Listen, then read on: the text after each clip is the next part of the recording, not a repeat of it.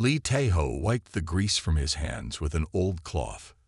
He had just finished fixing an old motorcycle in his workshop. His place was far from town, and he liked it that way. Most people knew not to come by after dark. The quiet night suddenly exploded with a loud boom and bright flash from the field behind his shop. The sound shook the walls and made Taeho jump. What the hell was that?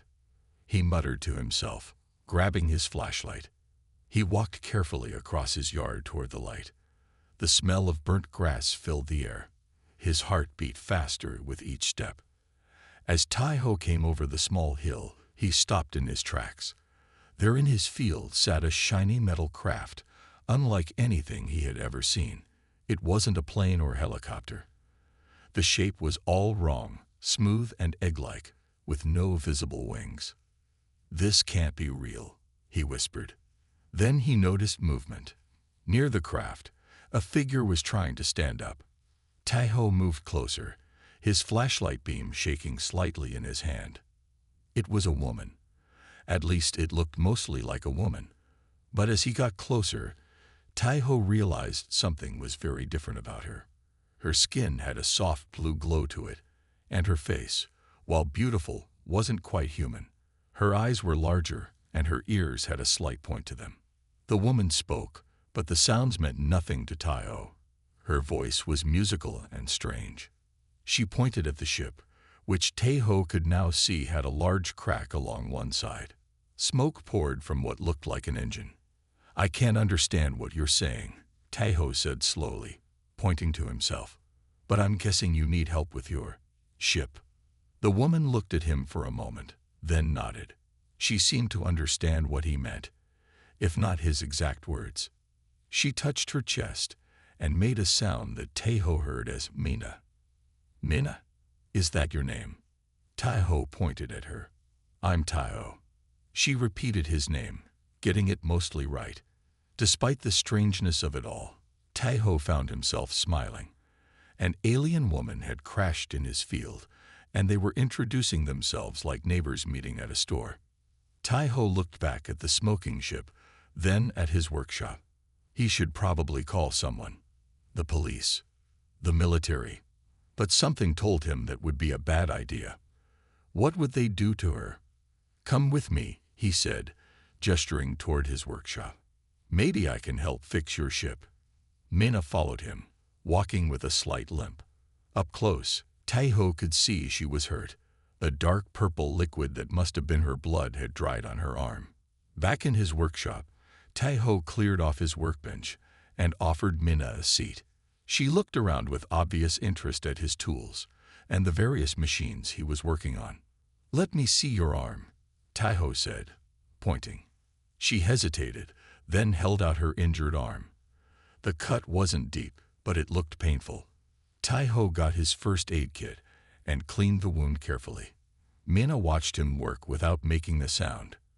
When he finished, she touched the bandage and nodded her thanks. "Now about your ship," Taeho said, making engine repair motions with his hands. "I'll need to take a look at it." Mina reached into a pocket on her strange, form-fitting outfit. She pulled out what looked like a small black stone. When she pressed it, the stone lit up and projected a 3D image of her ship in the air between them. Taeho nearly fell off his stool. "Wow." The image rotated, showing the damaged section in red. Mina pointed at it and made explaining sounds. "I get it," Taeho said, nodding. "The engine is damaged, but I don't know if I can fix something so advanced." Mina stood up and walked around his workshop, examining his tools. She picked up a wrench, a screwdriver, and his welding gear, nodding as if making a mental list.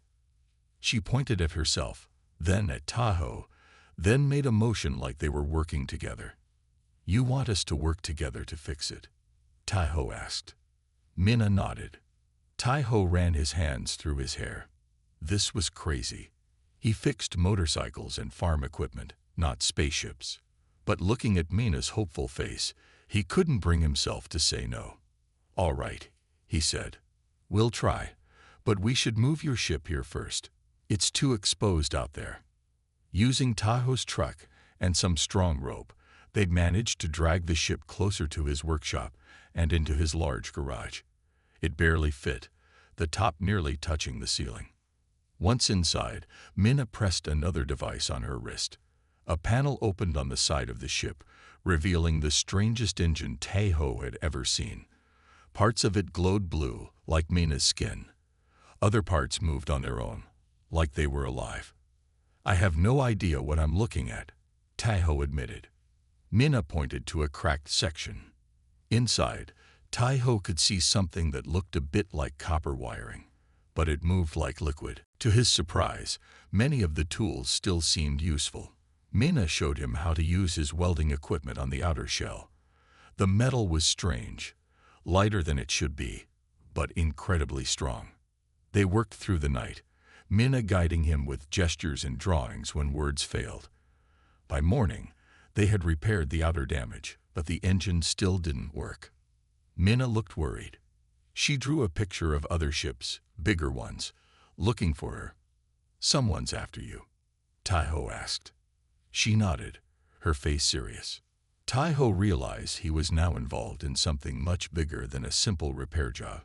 But looking at Minna, at her determination and courage, he knew he couldn't turn back now. "We'll fix it," he promised, "however long it takes." And in that moment, as the sun rose outside his workshop, Tahoe knew his quiet, simple life had changed forever. For 3 days, Tahoe and Minna had worked non-stop on the damaged spaceship. Parts from the strange engine were spread all across his workshop floor.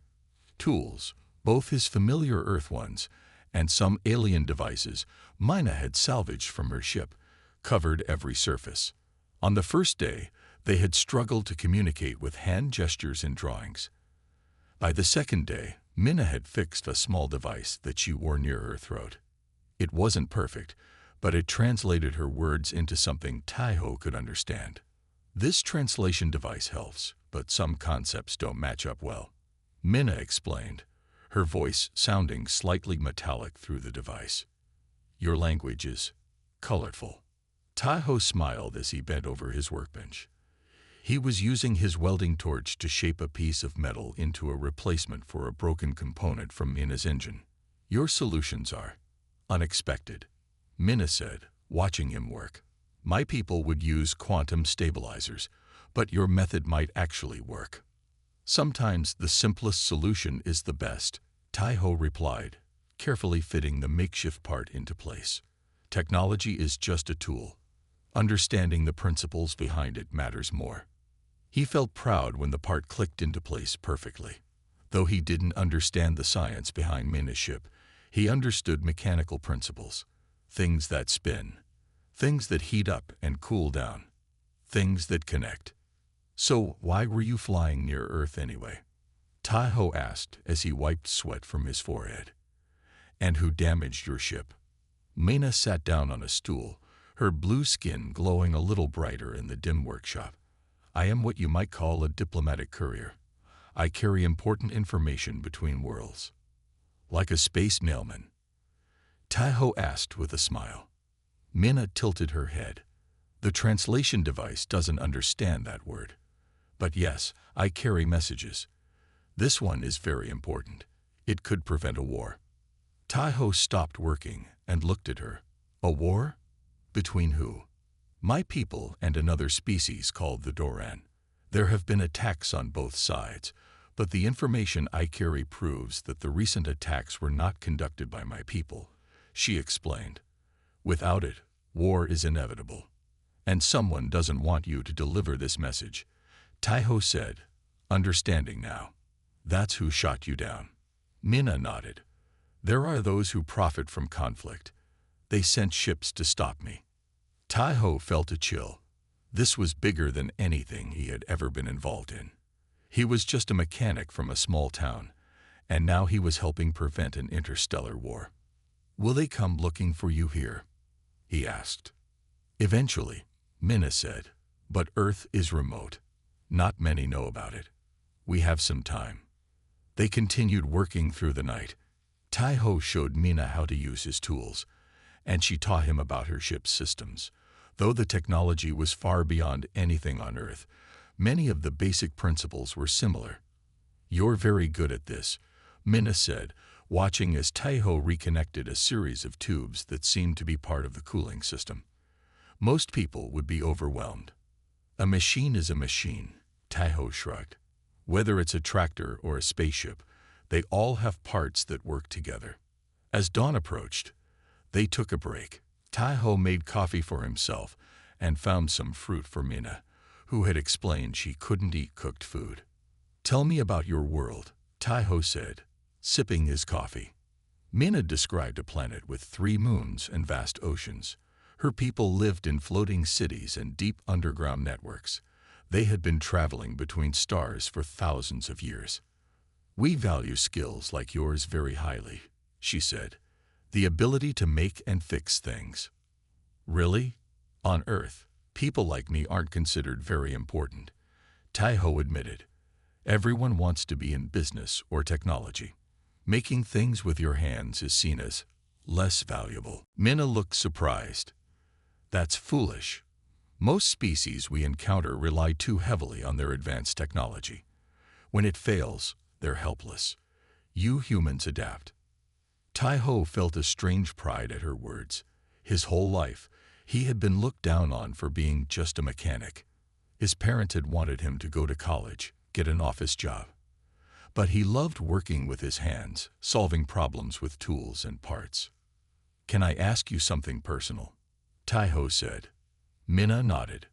"Why do you glow? Your skin, I mean." Minna laughed, a musical sound that made Taiho smile. "It's how we see in the dark oceans of our world. We evolved there before moving to land.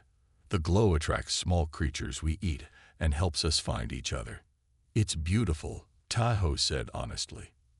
For a moment, they just looked at each other. Despite coming from different worlds, Taiho felt a connection to Minna. They both understood the value of making things work, of fixing what was broken. The moment was interrupted by a beeping sound from the ship. Minna rushed over to check a panel that had lit up. "What is it?" Taiho asked, following her. "A diagnostic update," she said, reading symbols Taiho couldn't understand. "The main drive is still damaged, but the life support and navigation systems are working now." "That's good news, right?" "Yes," Minna said, "but we still need to fix the drive before I can leave." She looked at him with her large dark eyes. "And before they find us?" Taiho nodded, rolling up his sleeves. "Then let's get back to work. I have some ideas for the drive system." As they returned to their repairs, Taiho realized he had never felt so useful, so needed. Here, working alongside an alien woman to prevent a war light years away, he had found a purpose bigger than himself. And for the first time in his life, his skills as a mechanic weren't just a job, they were vital. A week passed as Taiho and Minna worked on the ship. They had made good progress. The outer hull was fixed, and most systems were working again. They were close to finishing repairs on the main engine. Taiho wiped sweat from his face as he tightened the last bolt on a cooling pipe. Minna stood at the ship's control panel, running tests on their repairs. Suddenly, a high-pitched alarm blared from inside the ship. Red lights flashed across the control panel. Minna's blue skin seemed to pale as she stared at the display. "What's wrong?" Taiho asked, dropping his wrench and rushing to her side. Minna's fingers flew across the controls, trying to stop the alarm. "They found me," she said grimly. "The tracking beacon activated when I ran diagnostics." "Who's found you?" Taiho asked, already gathering his tools. His heart raced, but his hands remained steady. "Mercenaries hired by those who want the war to happen," she replied. "They'll be here within hours." Taiho looked around his workshop. It was just a simple garage on the edge of town. There was nowhere to hide a spaceship. "How will they come?" he asked. "They'll try to blend in," Minna explained. "They have technology to make themselves look human. They'll search for the signal from my ship." Taiho thought quickly. "We need to finish the repairs fast, and find a way to hide your ship."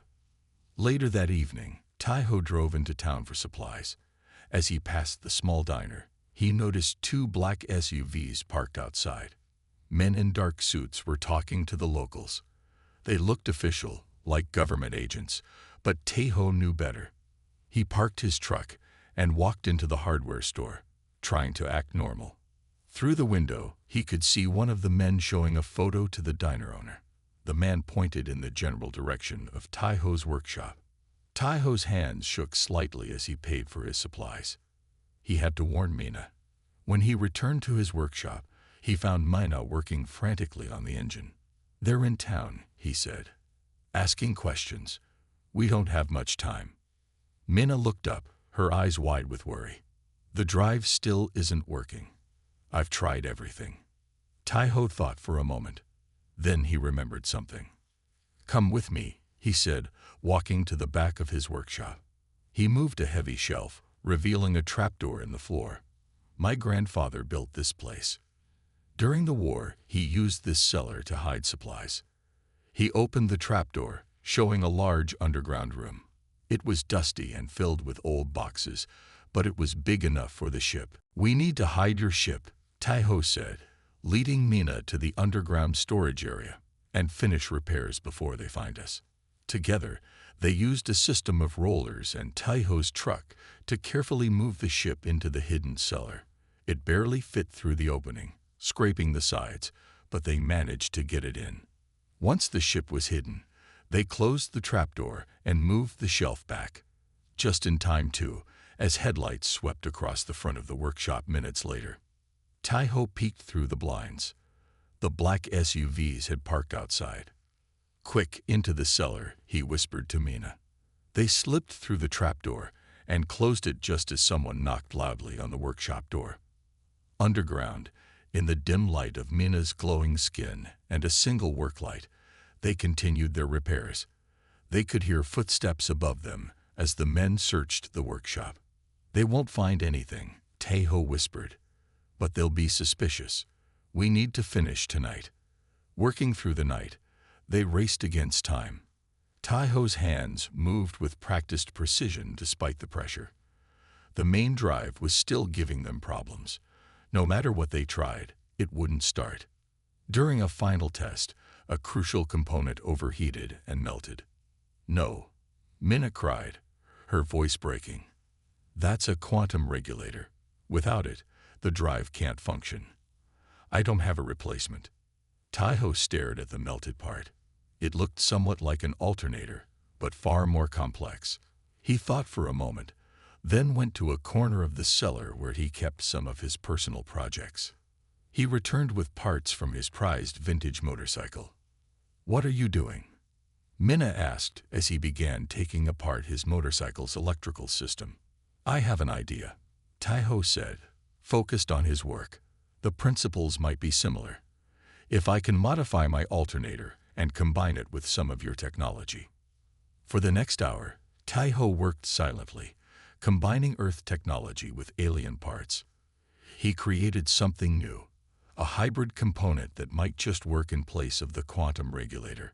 When he finished, he carefully installed it in Mina's ship. "Ready to test?" he asked. Mina looked doubtful, but nodded. She activated the dry system. For a moment, nothing happened. Then a low hum filled the cellar. The engine glowed blue, then steadied to a constant purr. "It's working," Mina said, her face lighting up with joy. "The drive is stable." She checked the readings. "How did you think of that? Our engineers would never consider using such simple technology." Taiho smiled, patting his old motorcycle sadly. He would miss it, but this was more important. When you've spent your life fixing things people thought were beyond repair, you learn to see possibilities, he replied. Above them, they heard car doors slam and engines start. The mercenaries were leaving, but Taiho knew they wouldn't go far. "The ship is ready," he said to Mina. "But how do we get it out of here without them seeing?" Mina smiled for the first time since the alarm had sounded. "I have an idea about that. But first, we need to wait for darkness. The first light of dawn crept through the small cellar windows as Tai-Ho tightened the final connections on Nina's ship. They had worked through the night without rest. Tai-Ho's fingers were sore and his eyes burned from lack of sleep, but the ship was finally ready.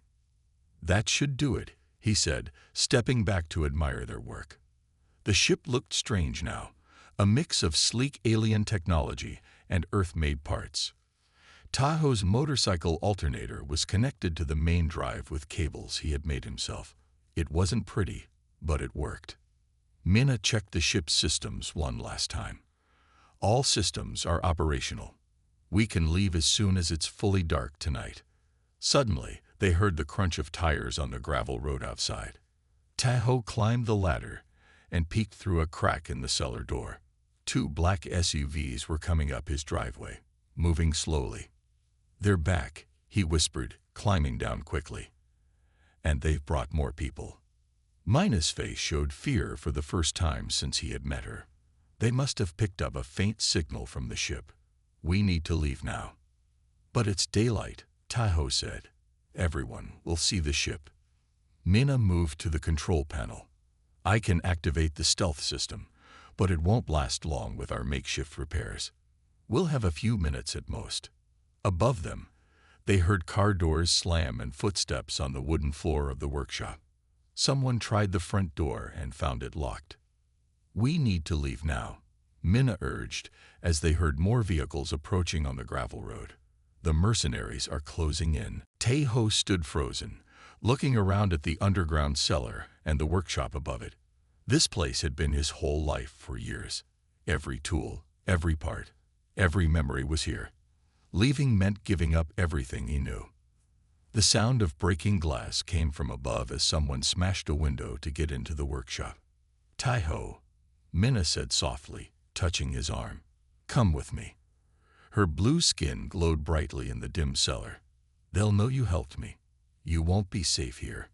Time seemed to slow down as Tai-Ho made the biggest decision of his life: stay and face unknown enemies, or leave Earth behind and journey to the stars with Mina. The trapdoor above them began to rattle as someone tried to open it. With seconds to spare, Tai-Ho made his decision.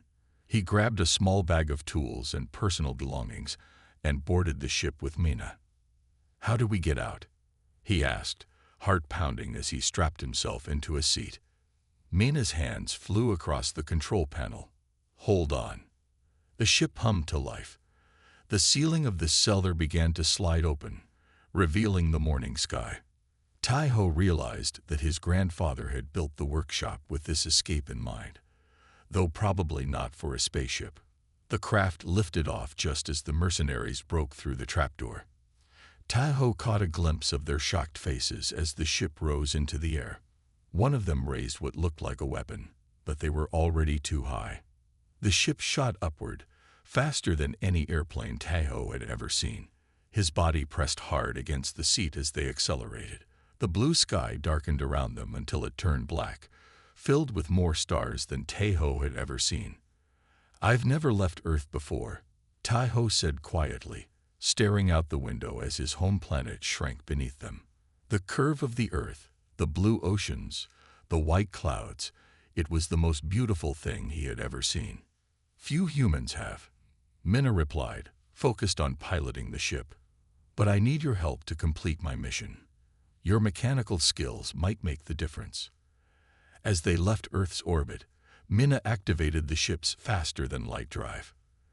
There was a strange stretching sensation, and then the stars blurred around them.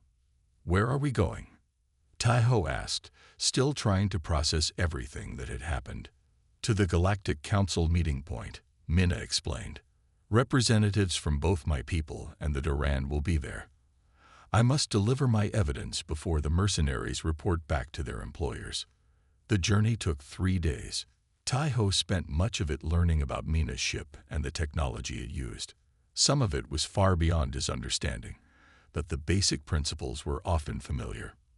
"Your world must seem very simple to you now," Mina said as she showed him the ship's engine room. Tai-Ho shook his head. "Different, not simple. We just found other ways to solve problems." When they arrived at the meeting point, Tai-Ho was amazed to see a massive space station floating against the backdrop of a purple and blue nebula. Ships of all shapes and sizes moved around it like fish in a pond. "Stay close to me," Minna said as they docked. "Some may not welcome a human here." Inside the station, beings of all kinds moved through wide hallways. Some looked almost human, while others were completely alien to Tai-Ho's eyes. He tried not to stare as they made their way to the meeting chamber. The diplomatic summit was already underway when they arrived. Tall, insect-like beings that Minna identified as the Doran were arguing with representatives of her own people. "We have suffered attacks on 3 colonies," one of the Doran insisted. "Your ships were identified at each location." "And we have lost ships to your weapons," replied one of Minna's people. "This cycle of accusation leads only to war." Minna stepped forward. "I bring evidence that will end these accusations." All eyes turned to them. Minna connected a device from her ship to the Council's systems, preparing to show her evidence. But as the data began to transfer, the communication system sparked and failed. "Sabotage," someone hissed. Tai-Ho saw his chance to help. "Let me look at it," he said, moving forward with his bag of tools. While the council members watched in surprise, Tai-Ho opened the control panel of the communication system. The technology was advanced, but he could see where connections had been deliberately damaged. Working quickly, he bypassed the damaged sections using parts from his own tool bag. His hands moved with certainty, despite the pressure of dozens of alien eyes watching him. "Try it now," he said to Minna after 10 minutes of work. Minna connected her device again. This time, the system worked. Images appeared on the large screens around the council chamber, showing ships attacking both Minna's people and the Doran. But they weren't ships from either side. They belonged to a third party, disguised to look like both sides. "A third faction has been orchestrating this conflict," Minna explained. "They want our peoples to destroy each other so they can claim both our territories." True to her word, Tai-Ho's insights had proved crucial. When the communication system had failed during the negotiations, his quick repairs had allowed the peace talks to continue. And now, watching as former enemies began to talk of alliance instead of war, he felt a pride that went beyond anything he had known on Earth. After the peace talks ended, Tai-Ho stood beside Minna in the Great Hall of the Galactic Council. The room was huge, with a ceiling that seemed to show the stars themselves. Around them stood representatives from dozens of different alien species. Tai-Ho felt small and out of place in his worn work clothes. He had never imagined standing in a place like this, so far from the quiet workshop where he had spent his life fixing motorcycles and farm equipment. "You've saved countless lives," Minna told him, her blue skin glowing with pride. "My people wish to reward you." Tai-Ho shook his head. "I just did what needed to be done. Fixed what was broken." An older member of Minna's species approached them. His skin glowed with a deeper blue, and he moved with slow dignity. His name was Jinwoo, one of the council elders. "Your modesty is admirable, but your actions deserve recognition," Jinwoo said. "Without your help, war would have begun by now." Tai-Ho had expected to be thanked, perhaps given some advanced technology, and then sent home to Earth. He was ready to return to his simple life, though he would miss Minna and the wonders he had seen. Instead, Jinwoo surprised him. "We would like you to serve as Earth's first unofficial ambassador," Jinwoo proposed. "Your planet is not yet ready for official contact, but you can help prepare the way." Tai-Ho's mouth fell open in shock. "Me? But I'm just a mechanic. I don't know anything about being an ambassador." Jinwoo smiled, a gentle expression that reminded Tai-Ho of his grandfather. "You understand both worlds. You see solutions where others see only problems. That is what we need." The council explained their plan. Tai-Ho would be granted access to knowledge that would benefit humanity: medical advances, sustainable energy solutions, and educational techniques.